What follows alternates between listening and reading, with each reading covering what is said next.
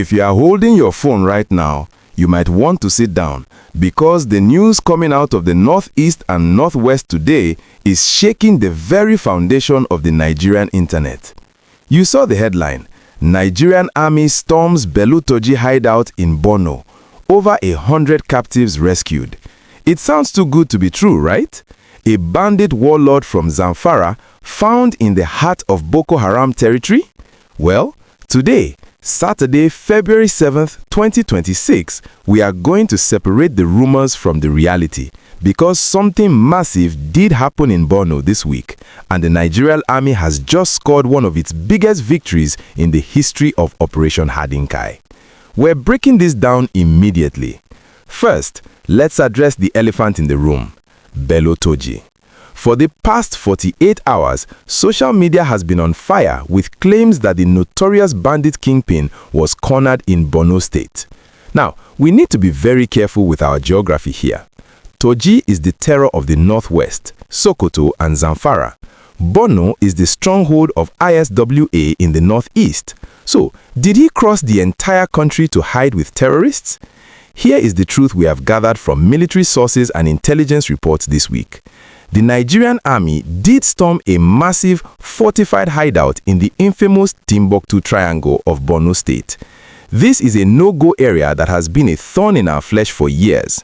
Troops of the Joint Task Force under the codename Operation Desert Sanity V launched a surprise offensive that caught the terrorists completely off guard.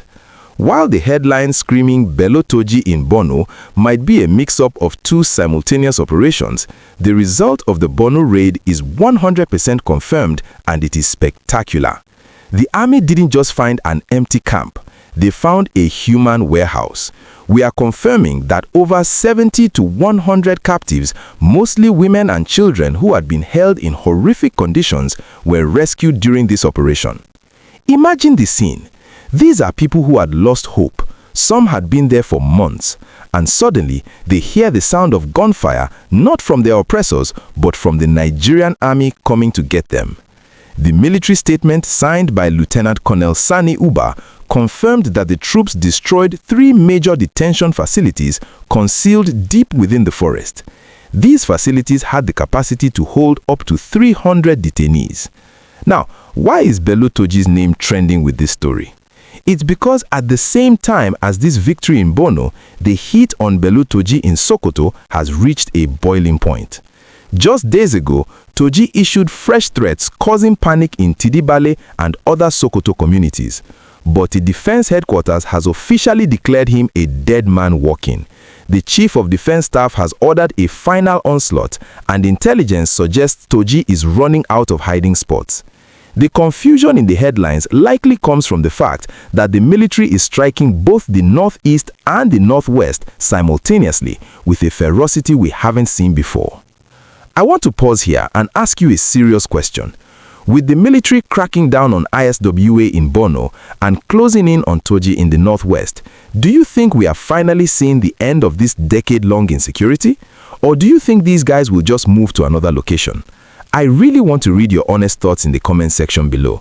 And please, if you want to keep getting these fact-checked updates without the fake news confusion, do me a massive favor and click that like button right now. It helps us defeat the algorithm and show the truth to more Nigerians.